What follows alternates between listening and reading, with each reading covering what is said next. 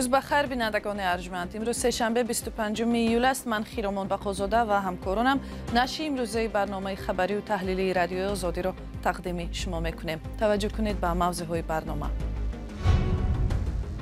هفته آینده در تاجیکستان پرداخت‌های دولتی پور غیر نقدی میشوند. یک کارشناس میگوید با وجود قرار مشتری باید انتخاب داشته باشد. اکثریت مملکت‌ها علاقه این کار جاری یافته است، لیکن در برابر این پرداخت نقدی هم مانده است. کارشناسان تاجیک از تغییر اقلیم نگرانند چون باعث افزایش آفت‌های طبیعی در جمهوری شده است. شوی بسیار شد و بنابراین در بعضی حالت‌ها یعنی که رخنه شدن آنها مشاهده گردید. آوازخوان افغان ولی برای شاد کردن دل هواداران به ویژه هموطنان مهاجرش از آلمان به دوشنبه آمد. همیشه فکر خوب داشته باشه. انشالله مملکت افغانستان انشالله خوب میشه. حتما کم تا زمان گزارش به پرداخت‌های حتمی غیر نقدی در تاجیکستان 6 روز دیگر باقی مانده است و بر اساس قرار حکومت باید تمام ساختارها و اهالی از روی نظام نو عمل کنند. پرداخت انداز، باج دولتی، پول خدمات کمونالی، خدمات طبی و حتی جریمه ها تنها از روی پرداخت‌های کارتی و آنلاینی قبول می شوند. طرفداران قرار برای سبک شدن معامله‌های پولی و پیشگیری از فساد این را یک امر ضروری مینامند. ولی نگرانی جدی که جان دارد این است که احتمالاً شمار معین ساکنان برای گزارش به این نظام هنوز آماده نیستند. اسکندر فیروز و نگار فضل‌الدین گزارش می‌دهند. از اول августи соли ҷорӣ тоҷикистон гузинаҳои пардохти бедуни нақдро барои хидмати умумӣ монанди боҷу андоз, хидмати тиббӣ, хидмати обу барқ ва ҷаримаҳо роҳандозӣ мекунад. амалиётро метавон бо истифода аз кортҳои бонкӣ ё ҳамёни мобилӣ анҷом дод. Талат Нумонов коршиноси соҳаи фанновариҳои иттилоотӣ бовар дорад, ки дар ҳоле ки пардохтҳои ғайринақдӣ муҳим аст, равиши нақдӣ набояд аз байн биравад, зеро ҳама бо системаи пардохти онлайнӣ ошно нестанд.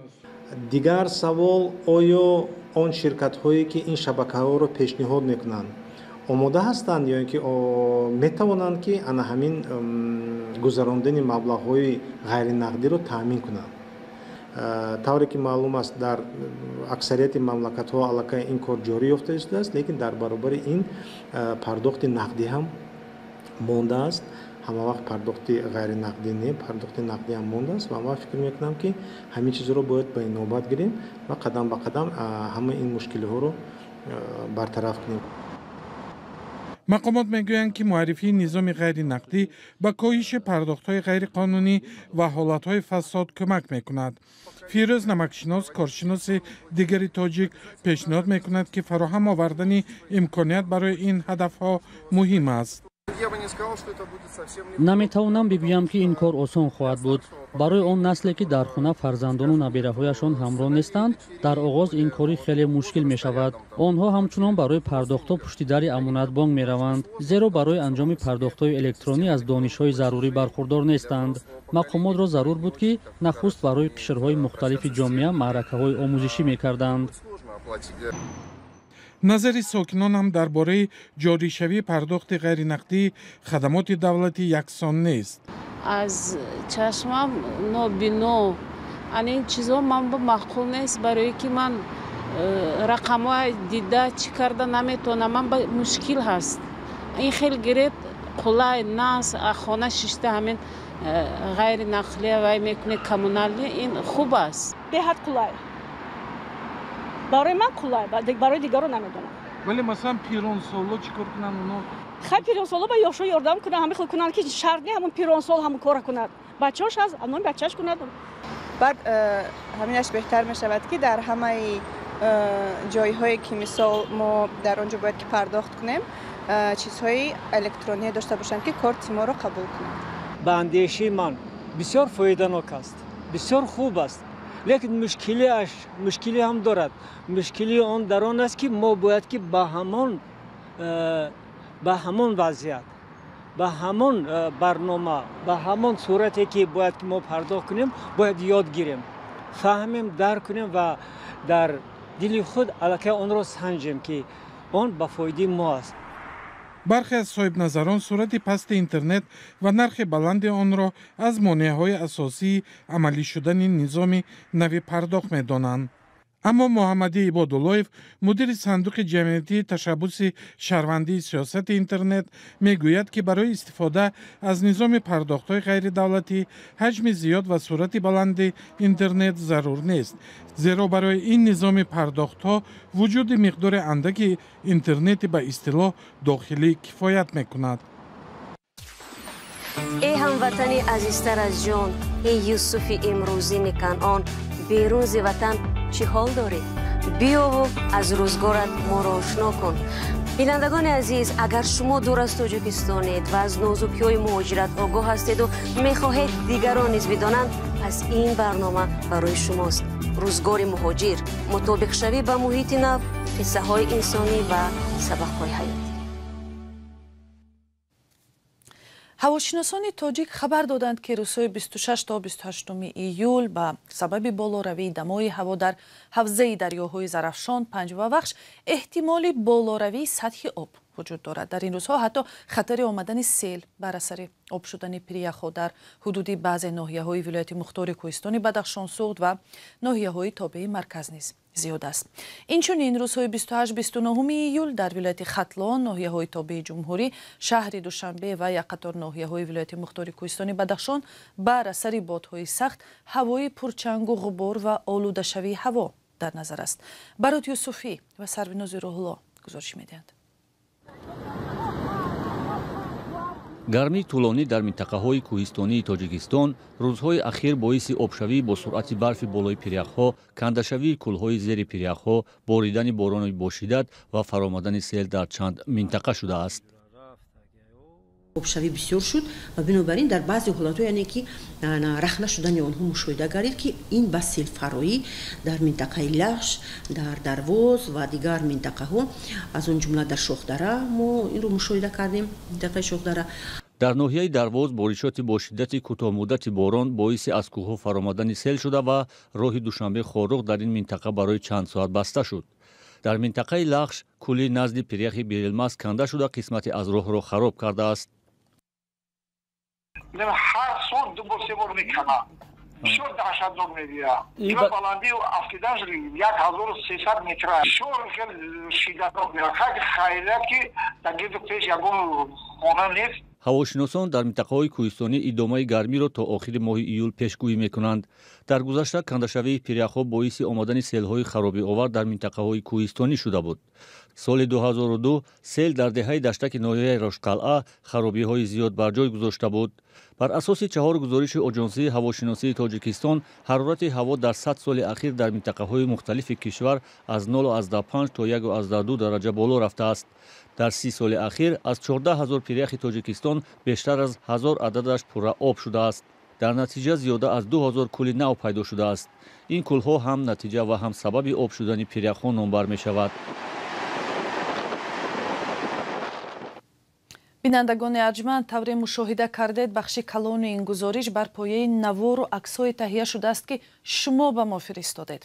умедворем ки мисли ин дар оянда ҳам моро аз ҳодисаву таҳаввулоти макони зисти худ бо матну хабару видео бештар огоҳ мекунед.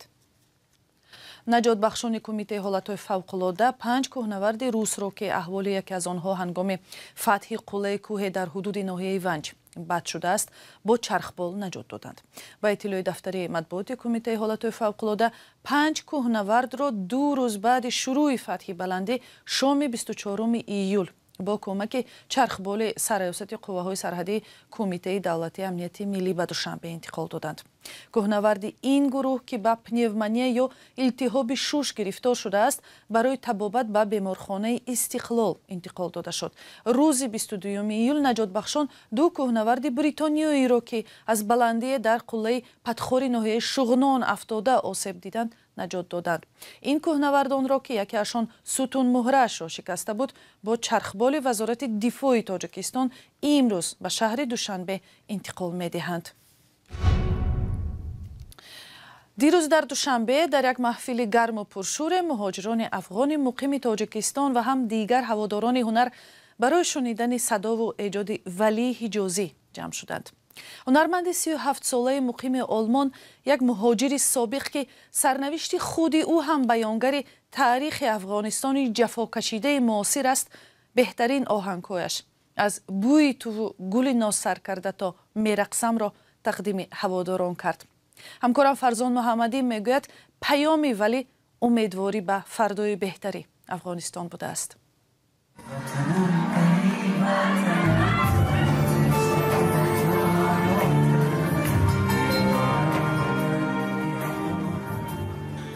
ولی حجازی آوازخوان افغان تبار آلمان در دیدار با هموطنانش در دوشنبه بیشتر سرودها را در وصف افغانستان سرایید. او در یک صحبت کوتاه پیش از برنامه هنریش با رادیو آزادی گفت که این آفریده‌هایش هدفمندانه است و امید از تغییریابی اوضاع کشورش را تجسم می‌کند. پیام انشالله همه چیز خوب میشه، همیشه فکر خوب داشته باشیم انشالله مملکت افغانستان انشالله خوب میشه حتما کم کم. در حالی که افغانستان اجازه برگزاری برنامه‌های کنسرتی را ندارد و محدودیت‌های فرهنگی را جاری کرده است، آوازخوان‌های افغان می‌خواهند با همزبانانشان در شهرهای تاجیکستان واخورند و پیام خود را رسانند. از حال و هوا و احساس مهاجران افغانستان که مقیم دوشنبه هستند، روحیه پزمانی وطن هویدا میگشت. خوب دادین وقتی که یک طفل از مادر جدا کنین چقدر پشت زیق میشه؟ با ما احساس خرسندی میده، چرا که ما اینجا مهاجر هستیم، خوشحال میشیم، خرسند میشیم از دیدار یک هموطن ما. با این وجود کم اتفاق میافتد که مهاجران افغان دوری هم بیایند و محفل آرایند. اکثرا مهاجران افغان پی دریافت اجازه بود و باش و رفتن به کشور سوم که با کار و فعالیت تامین باشند سرگردان هستند. تاجیکستان با ما وطن دوم ما است. ما در اینجا خدا هیچ وقت بیگانه احساس نکردیم و نمیکنیم. منع موسیقی و آوازخوانی در افغانستان بعضی از هنرمندان آن کشور را آواره و دیگران را به اجرای ترانه‌های بدون موسیقی که اساساً از ستایش طالبان عبارت است مجبور کرده است. ولی آوازخوان‌های افغان تبار بیرون از کشور می‌خواهند با وجود محدودیت‌ها، آهنگ‌ها و سرودهای خلقی افغانی را زنده نگه دارند. حکومت تاجیکستان ما از او سپاسگزار هستیم که گذاشته آزادانه آوازخوان‌های افغانستان بیایند در این کشور و برای مردم خود و برای مردم تاجیکستان بسرایند. در آینده ما پلان داریم که بتانیم آوازخوان‌های بیشتری را افغان‌ها را بیاریم در اینجا، از هنرمندان ایرانی فارسی زبان استفاده کنیم و روزهای بسیار شادی را در تاجیکستان برای مهاجرین افغان و همچنین برای مردم تاجیکستان رقم بزنیم. انشالله این امید 100% است که یک روز دوباره به کشور خود برمیگردیم و هنرمندای من مثل سابق میتونن که تو کنسرت‌های آزاد را ایجاد بکنن و تمام شهروندانی که اینجا فعلا هستن در افغانستان بشینن کنسرت‌هایشان را سلب کنن. این 100% مطمئن هستم که ما دوباره به کشور خود برمیگردیم، صلح امنیت ایجاد میشه و این همه سرگردانی و ناراحتی که داریم انشالله از بین میره. با اطلاع رسمی در تیر ماه سال 2021 در تاجیکستان قریب 15,000 گریزه افغانستانی قرار داشتند. این زمان به اطلاع سازمان‌های حامی حقوق گریزه‌ها تعداد افغانستانی‌ها در تاجیکستان کمتر از 13,000 است. قسمی از آنها به کشورهای سوم از جمله کانادا کوچیدند و قسم دیگر به افغانستان برگشتند. بعد به سر قدرت آمدن طالبان در حکومت افغانستان و گریزه شدن مردم آن، تالارهای هنری شهر دوشنبه جای بهمایی آنها شده است. فرزان محمدی، امیر ایسایف، رادیو آزادی، شهر دوشنبه. و یک امور جالب، سال 2022 کشورهای اتحادیه اروپا به شهروندان روسیه 94,000 سند اولیه حق اقامت در این قلمرو را تقدیم کردند. نشریه ویورستکا آمار یورستات را تحقیق کرده میگوید که این آمار از سال 2008 رکوردی به حساب می رود. شمار بیشتری سند حق اقامت برای شهروندان روسیه را آلمان صادر کرده است. تشکر که تا این لحظه ها ما را همراهی نمودید. خبرهای بیشتر را با عکس و ویدیو هر ساعت می توانید از سامانه رادیوی آزادی و صحیفه های رادیوی آزادی در توییتر و تلگرام، فیسبوک و اینستاگرام و یوتیوب و تیک تاک پیدا کنید. خدا نگهبان شما.